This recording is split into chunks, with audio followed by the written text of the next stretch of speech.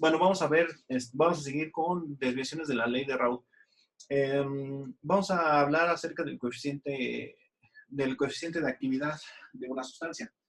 El, el coeficiente de actividad de una sustancia es la medida en la cual dicha sustancia, al estar libre, bueno, libre no, en composición, en alguna mezcla, interactúa, que en este caso, para lo que estamos viendo, es liberar la presión. Entonces, la actividad química, perdón, el coeficiente de actividad química, el potencial químico mío, el potencial químico va de la mano con la presión. Es decir, la energía libre de Gibbs, bueno, la energía de Gibbs entre el número de moles me da el potencial químico. O sea, me está diciendo con qué facilidad puede reaccionar o se puede llevar a cabo una reacción química, y esto va de la mano con la temperatura a la cual se lleva la mezcla y la actividad de dicha sustancia. La actividad viene dada por la presión por la fracción molar. Entonces, entre más pequeña es la fracción molar, menor es la actividad, y entonces, por lo tanto, el coeficiente tiende a ser negativo, y entonces la energía libre de Gibbs también tiende a ser negativa, y por lo tanto tiende a no poderse llevar a cabo de manera espontánea. Van de la mano con casi todos los temas que hemos visto antes, pero lo vamos a separar de esta manera. La actividad química es igual a la presión del solvente puro por la fracción, pero también se puede definir así. Es la presión de la sustancia, vamos a decir que esta es la sustancia 1, entonces es la presión 1. Y ya habíamos visto que la presión 1 es igual a la presión de vapor del solvente puro por su fracción.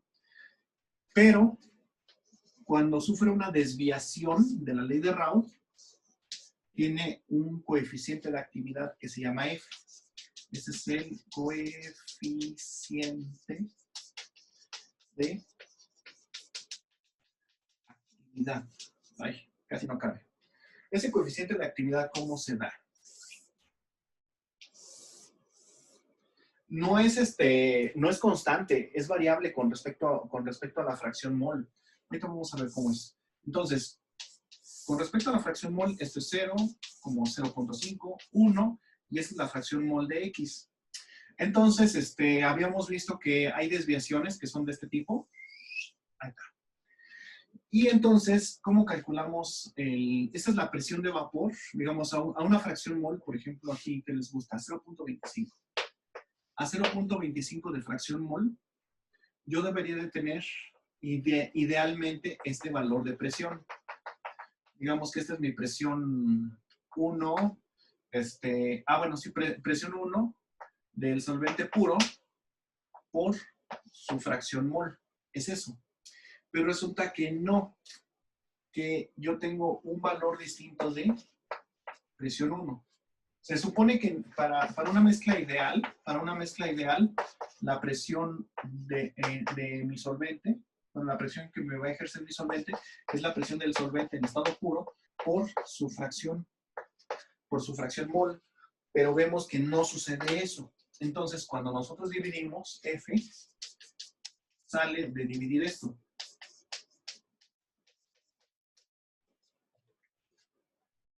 Entonces, cuando tú haces esta división, perdón, este es solvente puro, cuando tú haces esta división, ese es el valor de F, y es la división prácticamente entre este valor. Y normalmente se hace para que el valor sea mayor a 1, porque como logramos ver, aquí, en este caso es una desviación positiva. Entonces no hay problema, la presión 1 es mayor a la presión de vapor del componente 1 en estado puro por su fracción mol. Pero cuando la desviación es hacia abajo, entonces a veces lo que te conviene es entonces invertir el cociente, bueno, invertir la fracción que tienes aquí para que siga siendo mayor a 1 el coeficiente de actividad. Pero eso ahorita lo vamos a ir viendo sobre la práctica. Entonces, vamos a hacer un ejemplo de estos, de cómo se calcula el coeficiente de actividad de acuerdo a una mezcla binaria.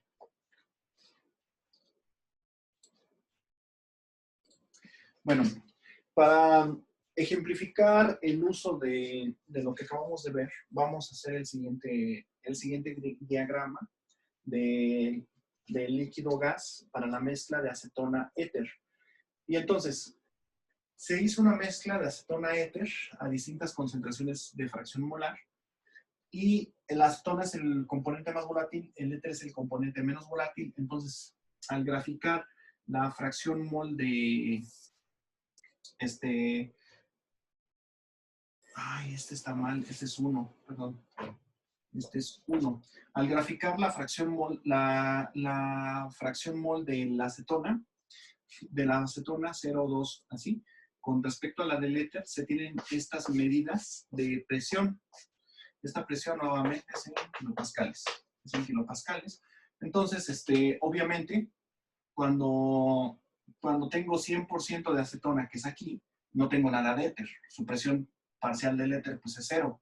Cuando no tengo nada de acetona, todo es éter. Ajá. Y entonces voy a tener esta variación de acuerdo a la fracción mol, ¿no? Bueno, entonces vamos a pasar estos datos a Excel. Voilà, ya los pasamos. Bueno, entonces, esa es la presión del éter. Entonces, vamos a calcular la presión del éter por su fracción molar. Por su fracción molar, ¿cuál debería de ser? Quedamos que esto no es X2, esto es X1. Entonces, la presión del éter que debe de tener es 1 menos la fracción, para que me dé el 100%. Todo esto por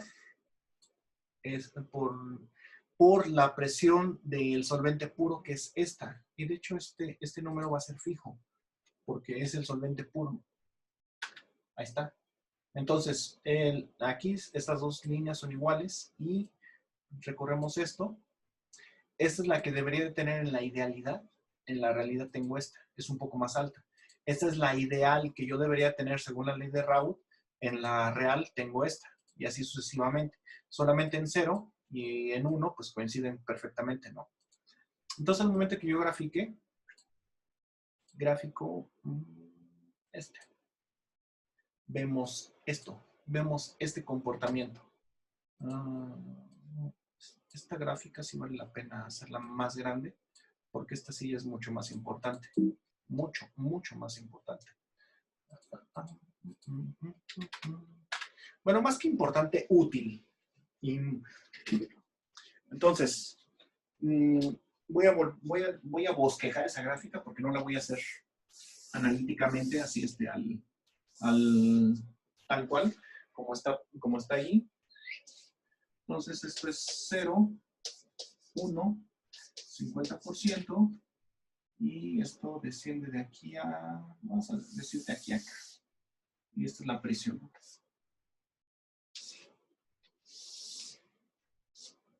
Entonces, esto tiene una desviación, la pancita va así. Así. Ok, dejamos de grabar, dejamos de compartir pantalla. Bueno, entonces, ya bosquejé la gráfica. Aquí entonces tengo la presión, pascales, y la fracción mol en el eje de las X. ¿Y esto para qué sirve? Bueno, como recuerdan, entonces aquí está la fracción líquida y aquí está la fracción gas. Entonces, si yo tengo una mezcla, 50%, si yo tengo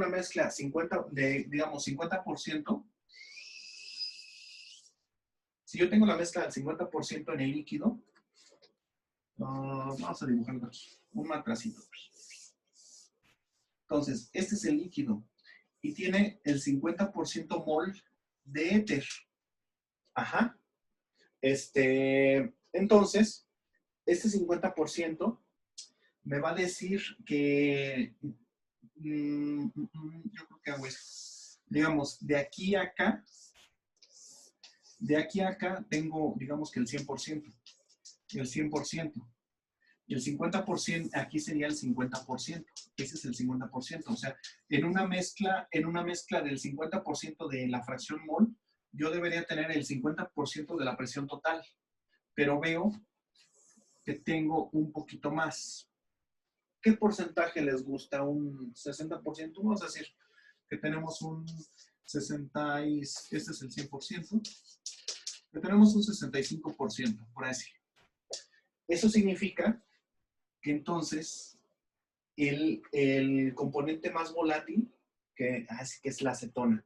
Entonces, el componente más volátil, que es la acetona, estaría aquí en un 65%, mientras que en el líquido está en un 50%. Eso significa que, aunque esto está en 50 en el líquido, el más volátil tiene una preferencia para estar en la fase gaseosa. Y entonces, cuando yo atrape el gas, ese gas que estoy atrapando va a tener 65% del componente más volátil y 35% del menos volátil. Entonces, si nosotros volvemos a condensar ese gas, ya lo atrapo y lo condenso, entonces ese gas ya va a estar aquí en el 65, por aquí así. Aquí en el 0.65. Y entonces, cuando yo vuelvo a atrapar ese gas, voy a ver que no, porque el 65 sería para acá, porque es el componente contrario. Entonces sería aquí 0.35. Entonces, cuando yo atrape ese gas, voy a ver que se parece, no está exactamente en el 65%, sino que está un poquito más adelante, no sé, en el 70%. Entonces, yo lo condenso y voy a estar de nuevo en 0.3. Y nuevamente tiene una preferencia para la fase gas. Eso significa que lo que estoy dibujando acá, no sé si lo notan, son como escalones de cómo al atrapar un gas y volverlo a condensar, va cambiando la proporción, y entre más veces lo atrape el gas y lo condense, lo atrape y condense, y vuelvo a evaporar, voy enriqueciendo cada vez más el más volátil. El menos volátil se va quedando en la fase líquida. Esto precisamente es el sustento de la destilación. Pues vamos a hacerlo, vamos a hacerlo. Y cada uno de estos escalones se llaman pasos teóricos, o cada uno es un proceso de destilación y condensación para enriquecer una sustancia. Y de hecho es así como se obtienen la mayoría de las sustancias químicas que nosotros utilizamos de manera pura, por ejemplo, la glicerina, el etanol, el éter, hasta el agua, hasta el agua se destila para obtenerla pura, precisamente a través de pasos de destilación y condensación para purificar una sustancia. Y bueno, esto es gracias a que las sustancias no se comportan exactamente como la ley de Raoult, sino que tienen una ligera desviación, y esa ligera desviación se llama factor F o coeficiente de actividad. Lo que acabo de mencionar, F es el coeficiente de actividad. Vamos a calcular el coeficiente de actividad para la mezcla binaria que acabamos de ver. Entonces, compartir esta. Esta cosa es entonces el diagrama. Esta es la ley de Raoult, así tal cual, la que debería de comportarse. Y esta es la desviación, lo que es la real. Pero entonces el coeficiente de actividad de F es igual a la más alta siempre entre la más baja, para que sea mayor a 1. Dependiendo cómo lo trabajes, existen dos convenciones. Hay una donde lo puedes trabajar así y hay otra donde lo puedes trabajar con... Siempre lo trabajas mayor a 1, y hay otra convención donde da igual si es mayor o menor a la unidad. Yo prefiero tomarlo mayor a la unidad. Ya van a ver más adelante por qué cuando veamos diagramas más complejos.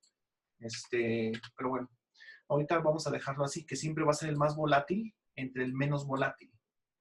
Y entonces el coeficiente de actividad aquí lo vemos que es 1, en el 100, cuando un solvente está puro, pues es 1 su coeficiente de actividad, ¿no? Pero ya después, conforme te vas desviando, conforme te vas acercando a esta panza que está aquí, aquí se va viendo cómo el coeficiente de actividad aumenta.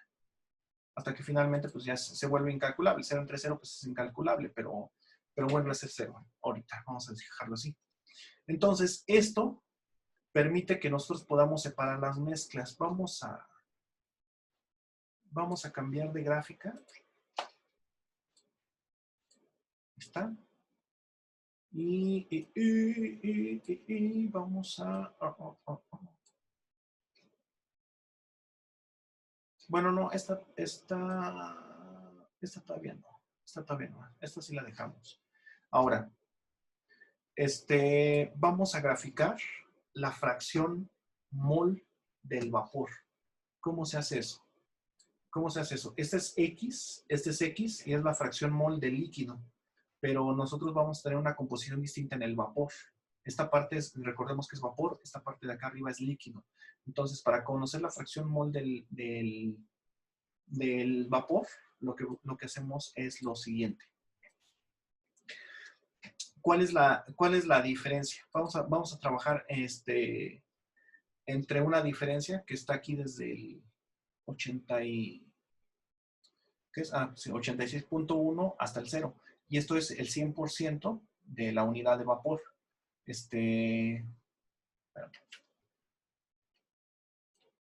Entonces, si nosotros queremos conocer la fracción en el vapor, la fracción del vapor, esa sí va a ser menor a 1. Entonces, a esto lo llamo X. Bueno, vamos a ponerlo. X es el líquido. X es el líquido. Y entonces Y es el gas. Bueno, de hecho vamos a ponerlo más complejo. Más completo. Y es la fracción mol del gas. Entonces, cuando les mostré hace rato las fracciones molares del aire, cuando les mostré hace rato las fracciones molares del aire, estas fracciones molares en realidad son Y's, no son X. Serían X si son líquidos, pero como estamos hablando de gases, son Y's. Nada más es un tecnicismo que ahorita vamos a ver por qué es importante. Bueno, porque lo vamos a trabajar. Entonces, vamos a trabajar la fracción, vamos a calcular la fracción Y del éter. Y entonces, esto es igual a entre este.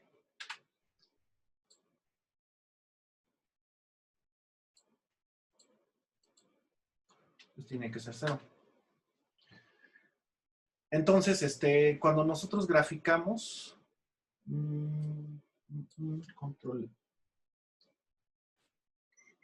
control X, control V, no, mejor esto es igual a este. Voy a graficar Y contra X.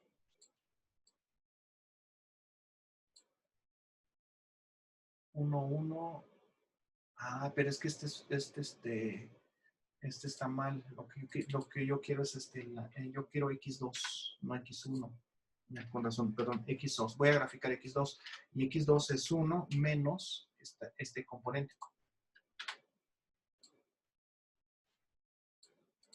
Entonces, cuando yo grafico estos, la gráfica que voy a obtener es, bueno, esta. La gráfica que obtengo es esta.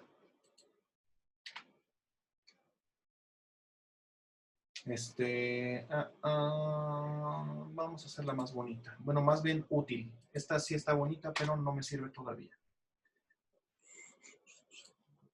Ay. Control X, control V. Esta es la fracción molar de éter. Y quedamos que X2 es igual al éter. Entonces, esto es igual a esto.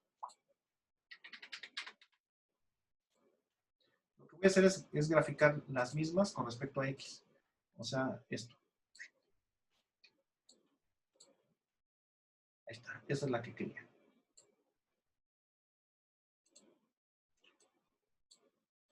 Para acá, esto para acá. Y esta cosa nada más hasta 1. A 1, no 1.1. Mira qué tramposito. 0, 1. ¿Qué hiciste, cosa esta? ¿Qué hiciste? 0, 1. Ahí está. Unidad menor. 0.05. A ver. Sí, me gusta. Ahí está.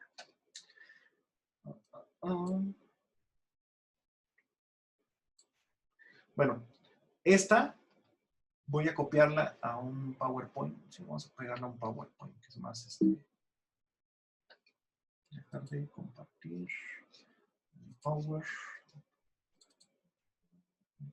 Y abrir Power.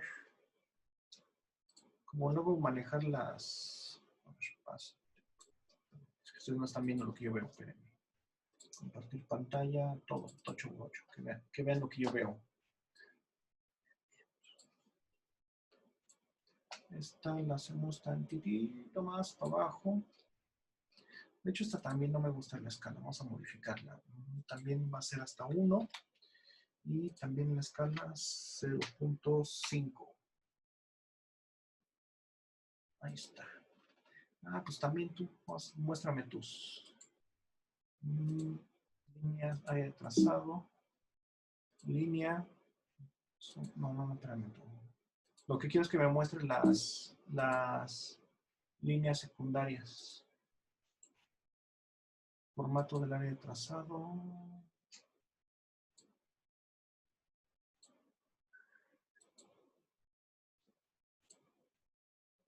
No.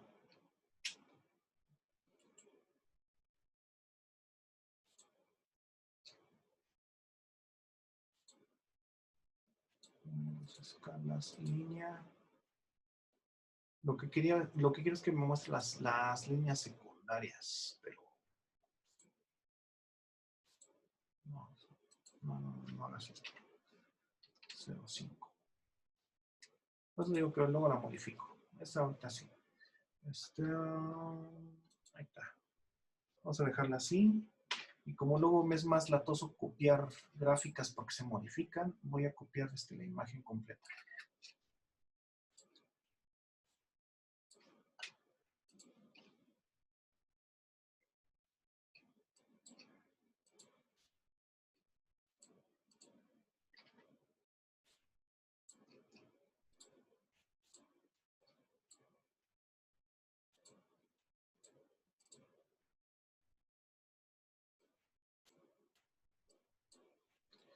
¿Y qué estoy haciendo? Bueno, aparte de entretenerlos, que no se están ya se están aburriendo, insertar. ¿Dónde está forma? Nada más quiero una línea. Ya, ciérrate. Fíjense bien. Lo que voy a hacer es esto. Si yo tenía una mezcla 50% de líquido, esta misma mezcla al 50% significa que en la fase de vapor va a presentar esta otra composición. No sé qué les gusta. Es como un 82%. Vamos a dejarlo un 82%.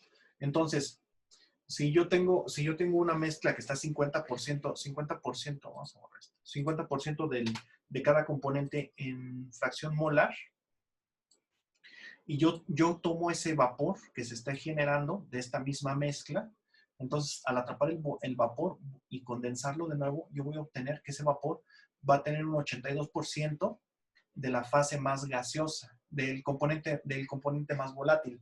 Entonces, si este fuera el componente más volátil, porque estoy recordando que no lo es, si este fuera el componente más volátil, eso significa que entonces la nueva mezcla va a estar aquí como en 82, que va a estar, sí, donde termina exactamente, ahí en 82. Y si yo vuelvo a evaporar esta, entonces la nueva mezcla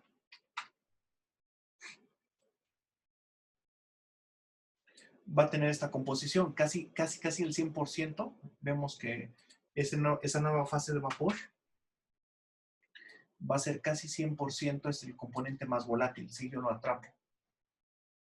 Y ya estaría como en el 97%. Y si lo vuelvo a atrapar, condensar de nuevo, ya me estoy acercando a la unidad. Lo que sí vemos es que conforme me acerque a los extremos, el número de pasos para separar una sustancia se vuelve infinito. O sea, es casi imposible obtener una sustancia completamente pura porque tengo que aplicar infinitos pasos de destilación y de condensación. Cada uno de estos escalones es una fase de condensación y evaporación respectivamente. Y pasa exactamente al revés. Este es el componente menos volátil. Entonces, en realidad, partiría de la fase gaseosa hacia la fase líquida. Entonces, hagan de cuenta que ustedes están atrapando un vapor. Entonces, ese vapor que estoy atrapando tiene una composición del 90 y, ¿qué les gusta? Como 97% de éter. Entonces, ese vapor tiene un 97% de éter.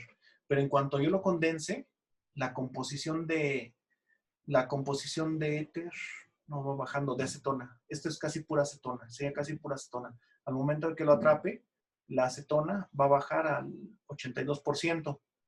Lo vuelvo a evaporar y al momento de que lo vuelva a condensar, la misma acetona, que es el componente más volátil, va a bajar al 50%. Y así sucesivamente, entonces lo vuelvo a atrapar, va a volver a bajar esta fracción. Y así, cada uno de estos pasos, cada uno de estos pasos se conoce así como un plato teórico.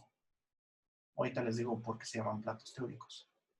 Pero, por ejemplo, si yo tengo una mezcla que está aquí, 5% de éter y 5% de acetona, y quiero purificar completamente el éter, ¿cuántas destilaciones tengo que hacer? Esta es una, esta es otra, 2, 3, 4.